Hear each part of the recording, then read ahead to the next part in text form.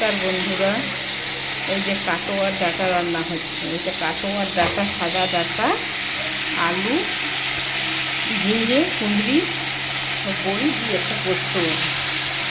কালকে সকালের জন্য করে রেখে দেবো। বৌমার স্কুল আছে। এত সকালে এত কিছু রান্না হয়নি। বোনা, সবজি কাটা, তারপর সেগুলো আবার রান্না করা, পোস্ত বাটা, এত সকালে হয়নি। 9টার মধ্যে খেয়ে চলে যায়। রাত্রিবেলা কিছু করে রাখেন। এই যে পোস্ত, একটু ডাল করলাম, মুগের ডাল করে রেখেছিল। কালকে আমাদের শুক্রবার নিরামিষ আছে।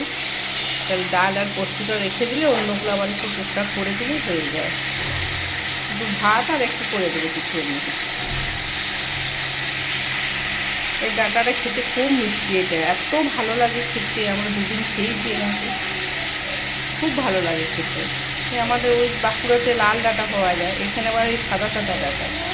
এখানে আবার লাল ডাঁটা পাওয়া যায় না, এই সাদা ডাঁটাটা।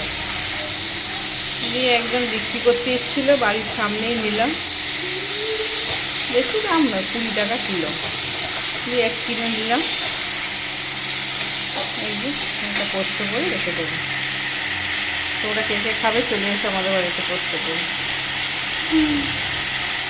টাটা বন্ধুরা।